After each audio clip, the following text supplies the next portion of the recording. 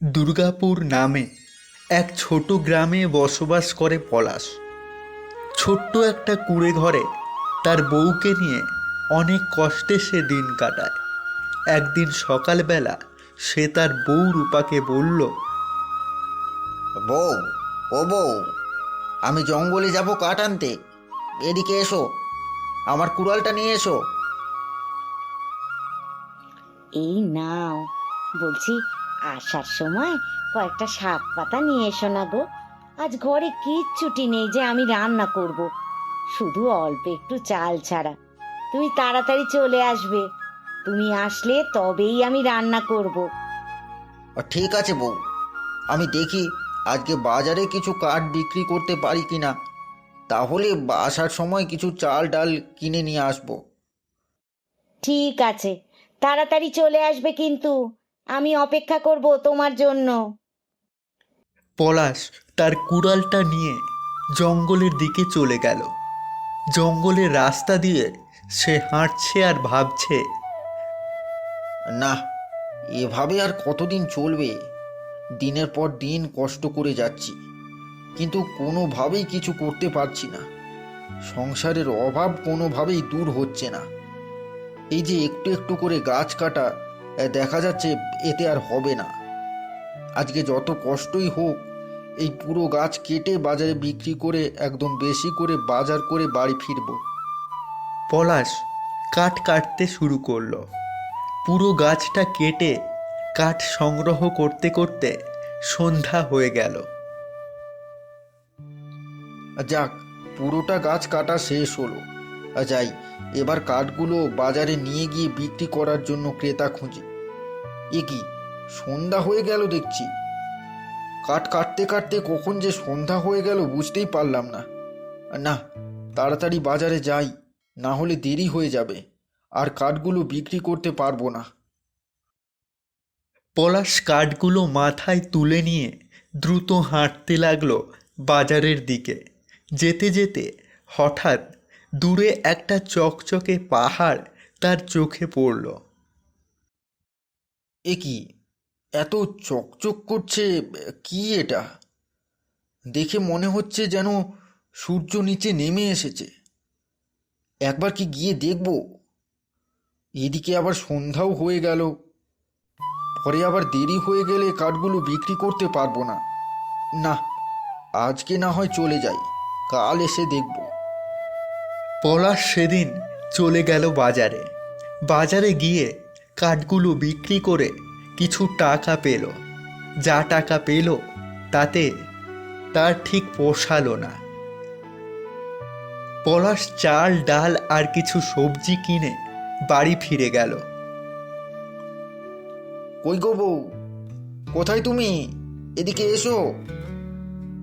এতক্ষণে তোমার আসার সময় হলো? বলেছিলাম আজকে একটু তাড়াতাড়ি আসতে, ঘরে চাল ছাড়া আর কিছুই ছিল না রান্না করার মতো। বাজার আনলে তবেই রান্না করতাম, আর সেই তুমি কিনে এলে এত দেরি করে। কি করব বউ, আজকে একটু বেশি কাঠ কাটতে চেয়েছিলাম। ভেবেছিলাম বেশি কাঠ বাজারে বিক্রি করলে বেশ কিছু টাকা পাবো, কিন্তু আমি একা এত কাঠ একা কাটতে কাটতে সন্ধ্যা হয়ে গেল। তাই বাজারে গিয়ে ভালো দামও পেলাম না। কালকে আবার বেশি করে কাঠ কেটে বাড়ি নিয়ে আসবো, আর সন্ধ্যার সময় কাঠ বাজারে নিয়ে যাব না বিক্রি করতে। বুঝেছি, কাল তাহলে আমিও তোমার সাথে যাব জঙ্গলে। দুজনে একসাথে কাঠ কাটলে কম সময়ে অনেক কাঠ কাটতে পারবো। ঠিক আছে বউ, এখন তাড়াতাড়ি রান্না করো তো, বড্ড খিদে পেয়েছে। তুমি হাত মুখ ধুয়ে এসো তো, আমি খাবার দিচ্ছি।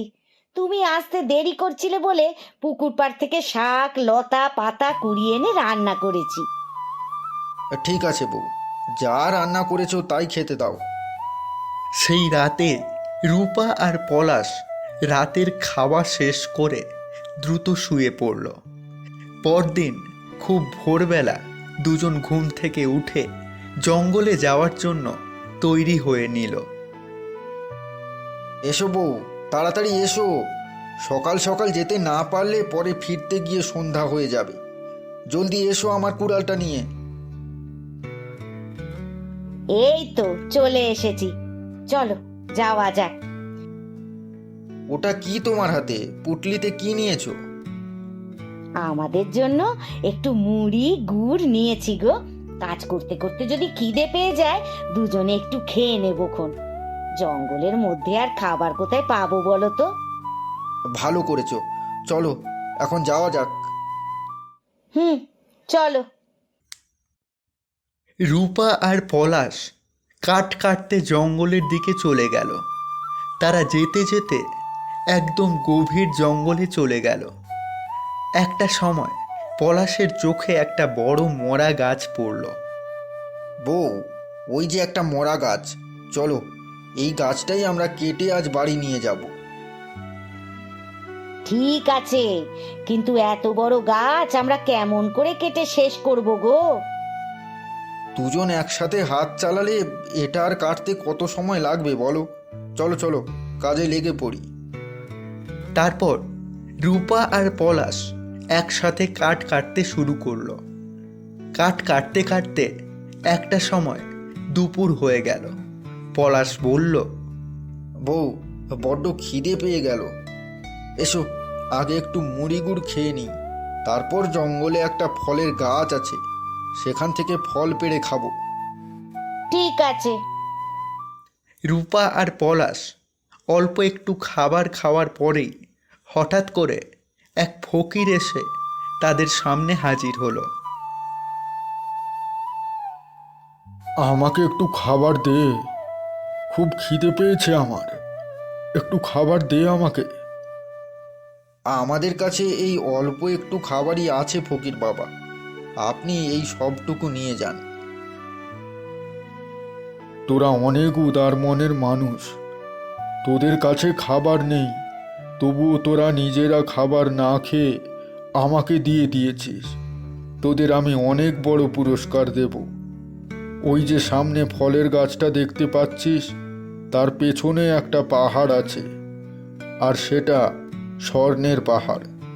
তোরা সপ্তাহে একবার সেখান থেকে স্বর্ণ নিয়ে যেতে পারবি। মনে রাখবি, বেশি লোভ করলে কিন্তু তোদের ক্ষতি হবে। কথাটা বলেই ফকির মুহূর্তের মধ্যেই বাতাসে মিলিয়ে গেল। ফকির বাবা কি সাধারণ মানুষ ছিল? সাধারণ মানুষ হলে বাতাসে কেমন করে মিলিয়ে যাবে? বউ, আমাদের কি ফকিরের কথা মতো ওই পাহাড়ের দিকে যাওয়া উচিত? যদি কোনো ক্ষতি হয়ে যায় আমাদের? আরে না না, ক্ষতি কেন হবে? চলো গিয়ে দেখি। যদি সত্যি সত্যি সোনার পাহাড় হয়ে থাকে, তাহলে আমাদের আর কোনো অভাব থাকবে না, আর কষ্ট করে কাঠও কাটতে হবে না। সোনার পাহাড়ের সামনে গিয়ে রূপা আর পলাশের চোখ বড় বড় হয়ে গেল। নিজের চোখকে বিশ্বাস করতে পারছিল না তারা দুজন। এ তো দেখছি সত্যি সত্যি স্বর্ণের পাহাড় বউ।